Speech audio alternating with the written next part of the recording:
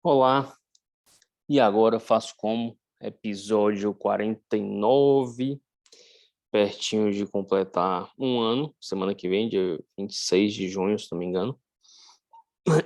E hoje vamos falar, choveu pedidos no sentido de falar sobre dívidas, mas não que alguém esteja me devendo como no último, mas que eu esteja devendo a alguém. Foram muitos pedidos mesmo falar sobre dívida, sobre eu tenho dívida. E agora faço como? Eu sou o Felipe Pinheiro, sou professor de medicina e oncologista clínico. Quando eu pensei em fazer esse podcast, organizei e tal, algumas coisas me chamaram a atenção, e uma delas foi que eu vi essa semana uma discussão entre algumas pessoas sobre se deve ou não ter eh, ensino sobre investimento, né?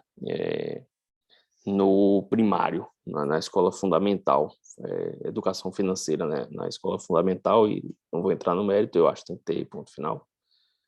Mas eu fui lá atrás pensando se eu tive algo durante a vida sobre educação financeira, no sentido de não ter dívidas, ou se é um receio que vem com a pessoa, sei lá, e aí comecei a pensar o que poderia ter ajudado a eu ter tanto receio de dívida. Nunca pensei em fazer dívidas, sou horror a fazer dívida.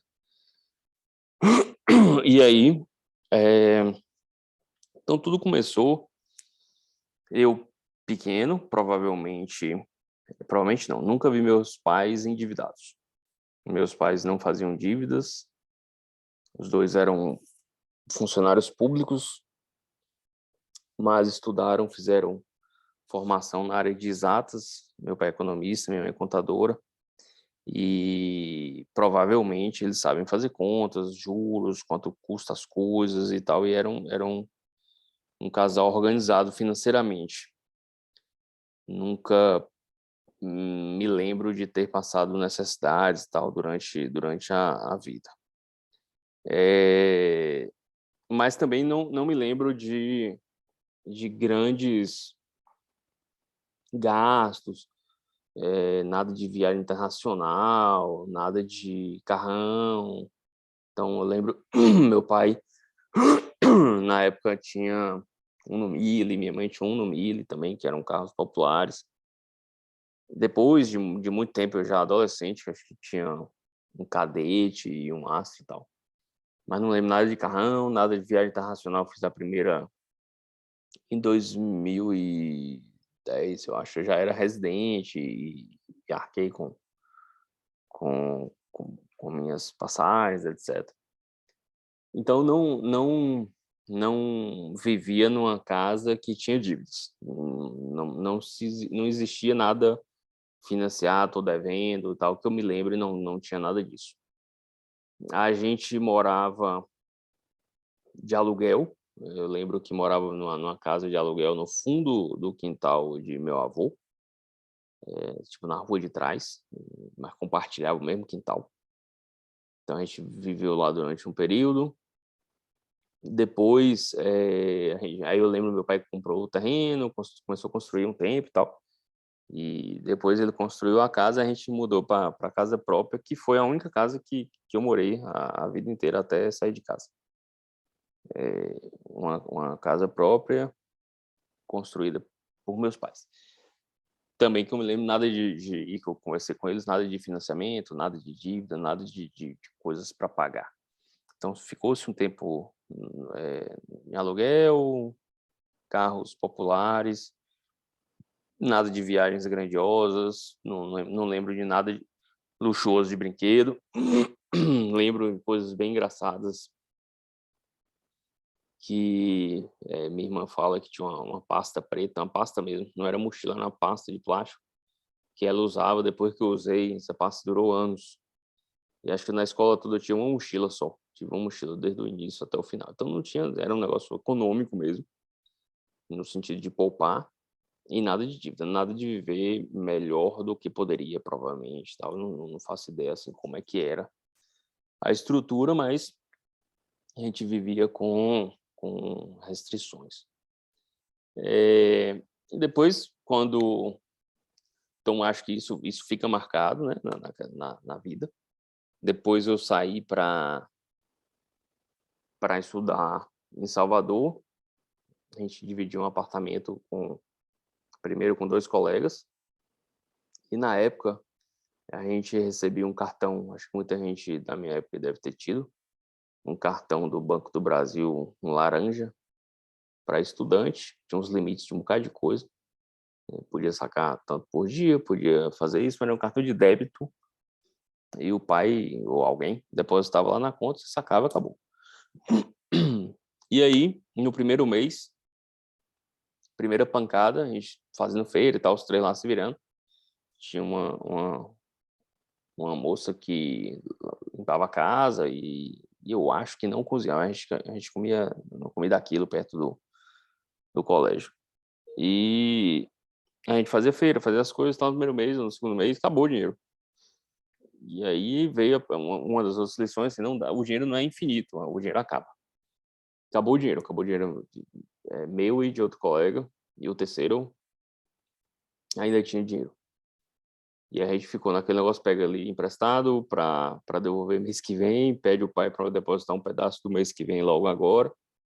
E a gente ouviu os 3 pais falando que assim, tem que economizar, o dinheiro que tem é esse e tal. Então a gente estava torrando mesmo no sentido de comprar besteira no mercado, ir para festa, show provavelmente, e gastando no cinema. Eu lembro que teve uma época que eu ia pro cinema 3 vezes por semana. E cinema e ainda é, né, bem caro.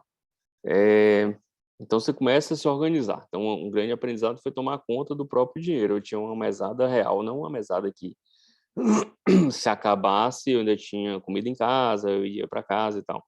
Se acabasse ia dar problema. A gente que pagava luz, a gente pagava telefone, a gente que pagava água, condomínio e fazia o mercado, comprava pão, as coisas tudo. E eu lembro que logo nos, sei lá, segundo ou terceiro mês, a gente começou a rachar os centavos. Eu lembro que um pão era 7 centavos, um pacote de bono era 35 centavos.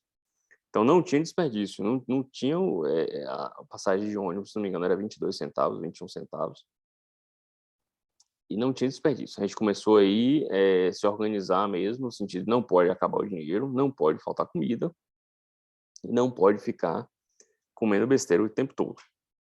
Então não dá para ficar comendo McDonald's, porque é caro, não dá para ficar comendo aquilo bonzão lá, que tinha um bom e tinha um mais ou menos e um ruim. Não dava para ir no bom todo dia, porque o dinheiro não dava. Então a gente começa a se organizar e não fazer dívida. Como não tinha crédito, né, não tinha cartão de crédito, não dava para dividir nada, era só débito, não tinha a tentação de gerar dívida, mas a gente tinha a organização aí de levar até o fim do mês com o que tinha. Depois,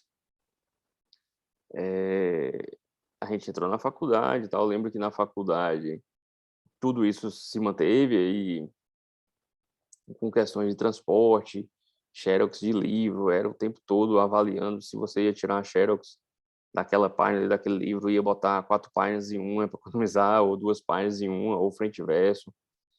Eu lembro que a gente lia coisas bem minúsculas, letras bem pequenas, porque a gente tentava economizar mesmo. O recorde que a gente fez aí foi 4 páginas em uma para ler. Ficou bem complicado. Depois a maioria era 2 páginas em uma mesmo, para xerocar em frente e verso. Se eu não me engano, a xerox era 4 centavos, e aí a gente ficava fazendo 1000 malabarismos lá para economizar o dinheiro da xerox. Então tinha todas essas coisas que nos ensinavam a lidar com o dinheiro. E não tinha como fazer dívida, você não tinha como pegar, o que a gente pegava emprestado era com o outro também estava gerenciando o dinheiro e os 3 colegas estavam gerenciando os dinheiros, né, o que tinha. Então a gente tentava economizar o que dava, fazia cálculos do que comer no meio de semana para ver se dava para sair final de semana e essas coisas. Que eu acho que a maioria dos adolescentes fazem, mas a grande lição era que não tinha como acabar o dinheiro e chegar em casa e ter comida, assim, era tudo por nossa conta mesmo. Que eu falo direto que foi um grande aprendizado, sair de casa mesmo aos 16 anos. Viver sozinho, né, tomar conta da casa. É um grande aprendizado. E aí, acho que também perpassa por isso a questão de aversão à dívida e tal. Depois, a gente começa, né, a ganhar o salário lá na residência, comecei a ganhar o salário na residência, E eu conto sempre a história, acho que eu já falei até no podcast, da troca de carro, que eu queria comprar um carro. E eu dava plantão na residência, fazia residência, fazia uns plantões por fora e ganhava razoavelmente bem e dava para comprar um carro que eu queria na época, que era um Tida, tá? Eu acho que era Nissan. E quando eu assinei um bocado de documento lá, fui para casa, fiquei a noite sem dormir, porque eu falei, pô, se eu perder os plantões pararem de pagar e tal, me lascou, porque assim, eu tenho que ter esse dinheiro para pagar as 1000 parcelas lá que eu dividi o Tida, com juros e tal. E aí eu fui lá no outro dia, rasguei tudo e tal, dei um pitizão lá na concessionária e desisti. Então isso foi desde sempre moldado na ideia de fazer a dívida, e eu sei que vocês querem saber, mas eu já tenho uma dívida, eu vou falar já já, tenho um calma. Então fazer a dívida pode dar certo se tudo ficar lindo, maravilhoso, se não aparecer inflação como está aparecendo, se o salário não estiver congelado há 7 anos como está, se as coisas todas fossem lindas, beleza, você se planeja e tal, minha parcela, minha parcela, minha parcela. Então, o primeiro grande erro do pessoal é achar que você vai fazer uma dívida hoje e essa dívida é estanque, é parada, assim. Eu fiz uma parcela de 2.000, cabe no meu bolso 60 meses, 5 anos pagando 2.000 porque eu ganho 4. Mas você ganha 4 hoje, e se mês que vem você não ganhar 4? E se daqui 3 meses você ganhar só 3.200, você ganhar 2? Se você for demitido, se a inflação pipocar, se quem está gerando na dívida for um ente ou uma instituição grande como bancos, instituições governamentais, mudar e aumentar, botar juros a mais, etc. Então, não é uma coisa estanque. A dívida está lá, está presente, 1000 contratos, 1000 coisas assinadas de que você pode responder com casa, com carro, com bens quaisquer, bloqueios de contas, sei lá. Então, mas pode acontecer muita coisa. Então, primeira coisa não é fixo, não existe dívida de parcela fixa, a priori. E mesmo que for fixa, pensando que é fixa, que está dentro do seu orçamento e tal, a longo prazo vai ter juros, muitos juros. E aí outra coisa que me ocorreu essa semana para falar de dívida, um colega um colega médico querendo comprar aparelho específico, não vou entrar em detalhes. O aparelho, rapaz, tá um aparelho caro, subiu, o dólar subiu, tal. O aparelho tá R$ 200.000. Falei, porra, subiu mesmo, caro para lascar. Quando ele falou o que era, eu achei que era um 100. E aí ele, pô, 200.000 e tal, mas achei aí o negócio, o cara dá 20% de entrada e depois 60 vezes de 5.000.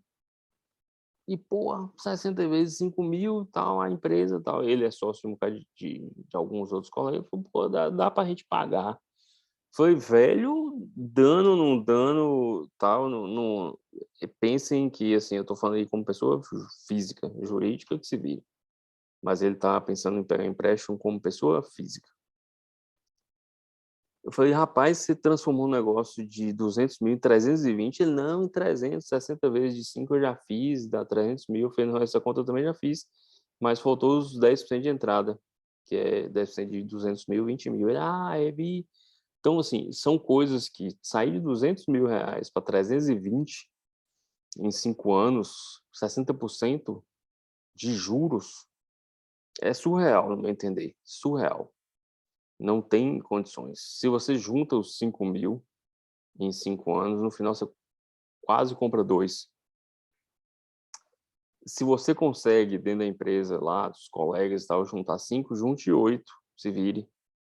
E em 3 anos e meio, compre o aparelho. Então, é meio surreal. Eu acho muito surreal, no sentido de fazer dívidas. Tem muitos juros embutidos. Eu comprei meu carro em 48 sem juros, tal. E teve uma vez que eu comprei um carro da família em 24 vezes sem juros.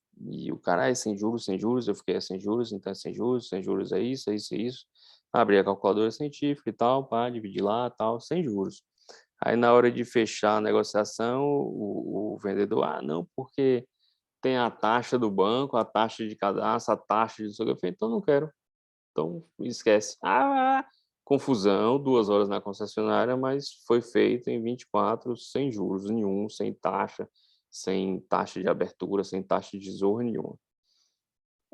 Você pode brigar e ele pode concordar com o que foi que aconteceu e vendeu mesmo 24 sem juros lá, o que estava anunciando. Ou eles podem não concordar, você cai fora e acabou, como já aconteceu comigo também. Em outro veículo, ficou com um negócio de 100 juros e era tanta taxa para abrir a divisão lá dos 24 ou dos 12 que não compensava. E outra coisa, normalmente eu acho que isso deve ser feito, dividir em 12 vezes, 24 vezes, 20 vezes, 10 vezes, sei lá, 5 vezes sem juros, se você já tiver o dinheiro alocado. No momento em que der merda, aumentar a parcela, desempregou, a inflação tá bombando, então você saca o dinheiro e paga à vista, acabou, e liquida. Então só faria esses tipos de divisões sem juros em algumas parcelas se esse dinheiro já tivesse alocado em algum lugar de reserva e tal. Então, eu farei dívida quando? Nunca, certo? Nunca. Penso que não deve ser feito dívida. Então, durante a residência, teve as questões do carro, aprendi bastante, no sentido de que eu não tolero ter que dar o plantão e ficar sem saber se eu vou demitido ou não, se vamos botar para fora, se vamos pagar esse mês ou não, porque tem uma dívida de todo tamanho do meu salário para comprar um carrão. E aí eu comprei um Celta também e acabou. Fiquei com meu Celta na época. E durante a residência a gente vai aprendendo isso. Eu casei durante a residência. Durante a residência a gente morou de aluguel, no apartamento pequeno, que conseguia ser pago todas as despesas da casa, aluguel, a alimentação, transporte, com o meu salário de residente, com o salário de minha esposa de residente. Éramos 2 residentes. Então, sem maiores luxos, sem apartamentos grandões, sem nada demais. Então, nada de dívida. Ficamos de aluguel lá durante o período, depois eu vim para Conquista, ela ficou na residência e eu voltei para casa de meus pais. Ela voltou para casa dos pais dela durante alguns anos. Depois a gente voltou ela veio para Conquista, a gente voltou a morar de aluguel, nenhum problema nisso. Se organizando, capitalizando para comprar apartamento, que ocorreu quase 8 anos depois que a gente voltou para Conquista, quase 10 anos depois que a gente tinha se informado. Então não tem problema nenhum em esperar. Não deve ser feito dívida de forma nenhuma, porque a dívida corrói com juros, como eu falei desse aparelho do colega, como eu falei dessas taxas na compra de um carro, como qualquer outra propaganda que coloca que o aparelho é R$ 1.000 que você quer comprar, ou então em 12 de 100. 12 de 100 dá 1.200, então não tem nada de fixo. Bota em parcelas fixas de R$ 100, 12 de R$ 100. Não entrem nessa, isso corrói nossos rendimentos, nada tem os juros como esse do aparelho de 60%, 50%. Quanto mais a inflação sobe, mais os juros sobem, mais as coisas ficam mais complicadas de serem financiadas. Não achem que financiar apartamento vale a pena, isso eu bati bastante com minha esposa, a gente nunca financiou, a gente ficou esses 10 anos aí juntando, morando de aluguel e tal, juntando para comprar, porque à vista é muito mais barato, você consegue melhores negociações, e o financiamento só faz aumentar as parcelas, você paga muitos juros mesmo. E aí no MBA da FGV, que foi uma coisa muito interessante de ser feita, de gestão em saúde, e aprende sobre gestão de forma geral, a gente aprendia a fazer as tabelas, né, as planilhas de financiamento de habitação, os 3 modelos que normalmente acontecem no Brasil. E nesses modelos de financiamento, a gente via na planilha que aquelas primeiras parcelas, sei lá, financiar em 30 anos, 20 anos, os primeiros 10 anos é só pagando juros.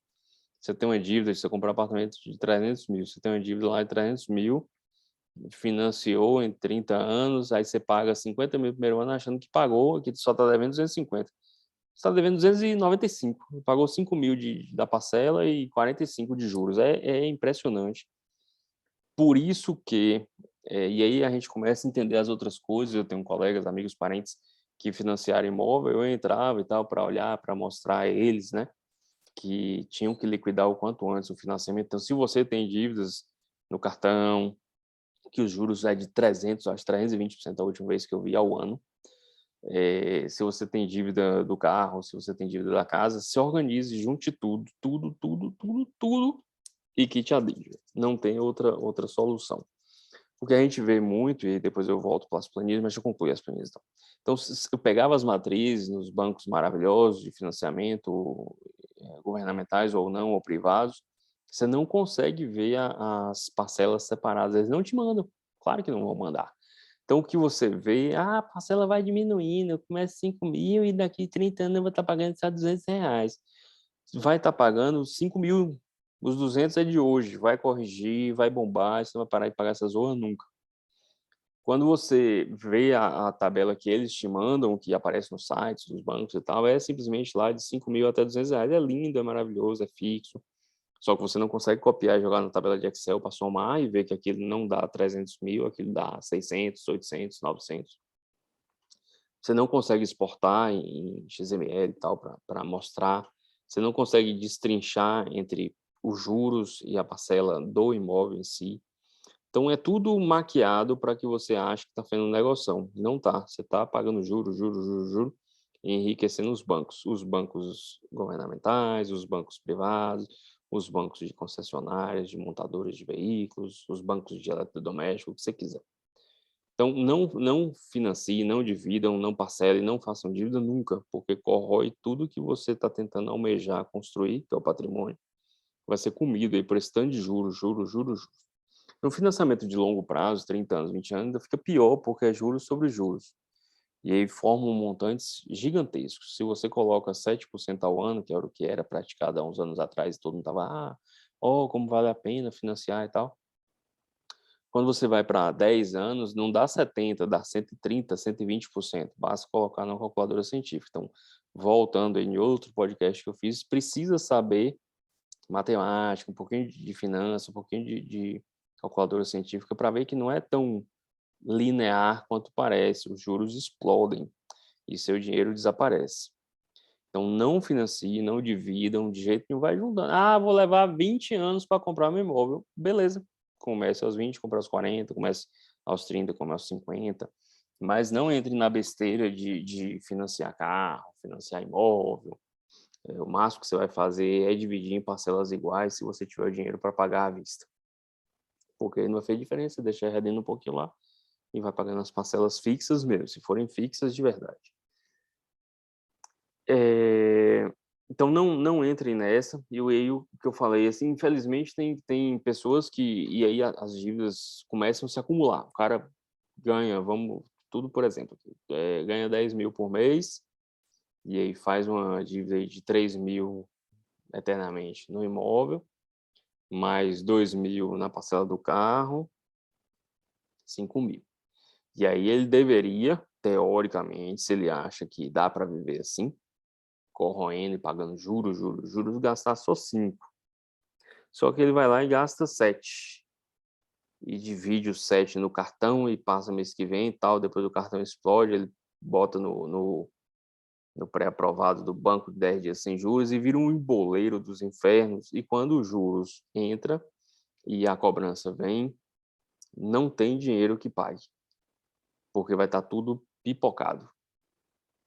Não são exemplos raros. A gente vê colega devolvendo o carro porque comprou e não tinha como pagar, imóvel sendo devolvido ao banco, e gente na justiça porque os bancos mudaram as regras do financiamento, os juros que estavam lá como 7, na hora que você calcula dá 9, ele fala que 2 é a taxa, é o não sei o quê, é a taxa disso ou daquilo. Então, não achem que tem ninguém brincando. Todo mundo quer o seu dinheiro. E fazer dívida é a forma mais fácil de transferir o que você está tentando juntar para o banco ou para as grandes empresas de financiamento. Não entre nessa. Se você quer algo, economize o quanto tempo tiver em bons investimentos diversificando para não tomar porrada, e espere o tempo que você tenha aquilo que possa comprar. Não tem como viver, no meu entender, endividado. Você fica mais estressado, ataca a saúde. Eu não conheço nenhum. Aí tem aquelas frases idiota. Porque quem não tem dívida não é homem, é um menino. Se não viver endividado, não é gente. Fique à vontade quem quiser entrar nessa. O que eu vejo é gente endividada infartando, depressiva, acabando o casamento, porque briga o tempo todo. Um dos maiores estudos sobre separação, maior causa de separação é financeira e não traição. É um estudo grande e bem interessante. Traição vem logo em seguida. Pertinho, mas a primeira é financeira. Então, dívida acaba com a família, acaba com a saúde, acaba com o sono, estressa, infarta, adoece. E, além de tudo, acaba com o seu patrimônio. Não inventem de fazer dívida. Se você tem, monte uma estratégia. Pegue o que você está, vai lá no banco que você está devendo, na concessionária, sei lá onde. Eu quero pagar à vista. Quanto é que eu estou devendo? 1 milhão, 100 mil, 10 mil. Quanto é? Eu quero saber quanto é que eu tenho devendo hoje. É tanto. Se organize, eu vou juntar 1.000 por mês, 2.000 por mês, 3.000, em 3 anos eu vou pagar, em 2 anos eu vou pagar. Se eu vier aqui todo final de ano, eu vou lá, vai lá, todo final de ano, dezembro, e amortiza o que você tem para amortizar, bota tudo lá, pede para cobrar tudo da parcela, não da parcela, do real, do que está devendo, das últimas parcelas, você parar de pagar juros. Então, é juntar, juntar, juntar, juntar, juntar e pagar a dívida. O que a gente vê no dia a dia, o cara tem dívida aqui no A, no B, no C, no D, mas ele faz uma festa megalomaníaca para filho de 15 anos, outra festa de casamento para outro filho de não sei quantos milhões, e vai empurrando e divide no 10. Um dia vai explodir. Tô com 70 anos, eu vou ver de beleza, boa sorte. Adoece, não leva ninguém a lugar nenhum, uma hora a casa cai. E a maioria das casas que eu conheci construídas assim caíram. Não tem futuro nenhum. Se organize, precisa organizar. Você precisa viver com o que você ganha. E se você quiser viver com mais do que você ganha, você vai ter que arrumar um jeito de ganhar mais do que você ganha. Mude de emprego, se profissionalize em outra área, mude de área, mude de país, faça alguma coisa, vai empreender, tal. As pessoas que eu conheço que mais ganharam dinheiro na vida foram empreendedores, não é, não é minha cara, por exemplo, não é montar negócio, botar loja, negócio e tal, não é minha cara. Mexer com funcionário e tal, não desisti. Mas tem gente que gosta e tal. Empresa, tanto é que assim, é o negócio o investimento mais arriscado que tem abrir empresa, né? Porque é o que tem maior retorno, disparado. Então, se você quer ganhar muito, eu quero ser rico, quero ganhar muito, quero morar numa mansão, quero sei o quê, vai correr atrás, mas não é se endividando que vai ter solução. Eu acho que tem que estimular os filhos, vocês mais velhos que têm filhos, tem que estimular os filhos a entender de dinheiro, a saber como é que as coisas funcionam, que não existe pé de dinheiro, não cai do céu, não chove. Tem que trabalhar e ganhar, e as coisas são longas, e os tempos demoram, as coisas demoram para acontecer. Papai não comprou a casa em 10 dias, nem 10 semanas, foram mais de 10 anos. Ninguém comprou o carro com o salário de um mês, ou 2, ou 3, vários anos juntando dinheiro. Ninguém faz nada normalmente. O bilionário lá, beleza. Mas ninguém faz nada normalmente a curto prazo, ensinar isso para os filhos. As coisas precisa juntar o dinheiro, aos pouquinhos, aos pouquinhos, aos pouquinhos, a longo prazo, a longo prazo, a longo prazo, para você consolidar algum patrimônio. Se você tem dívida, não tem outra escapatória, não tem mágica. Sentar lá, renegociar, ver quanto é que você está devendo, tentar finalizar aquilo o mais rápido possível. Mas eu não consigo. Não consegue, beleza. Você não consegue estar lá com um financiamento de 30 anos, você não consegue finalizar ano que vem. Mas talvez em 10 você consiga. Já vão ser 20 anos a menos de juros, 20 anos a menos de dor de cabeça. Quem sabe em 5? Não sei, mas você tem que tentar acabar com isso. Porque isso vai acabar com a sua saúde, vai estressar, vai ficar sem dormir. acabar com a família, é bem, bem, bem triste. Então é isso. Obrigado por tudo, pelas dicas, pela galera que mandou aí, encheram a paciência com isso. Pronto, eu vi que tinha mais gente devendo do que pessoas que tinham dívidas por aí. Dívida no sentido de receber. Então, para os que estão devendo, fica a dica: ensinar os filhos, ensinar os netos, educação financeira desde sempre, evitar ao máximo fazer dívida, se organizar, viver de forma mais simples, para viver mais feliz. Um grande abraço e até semana que vem.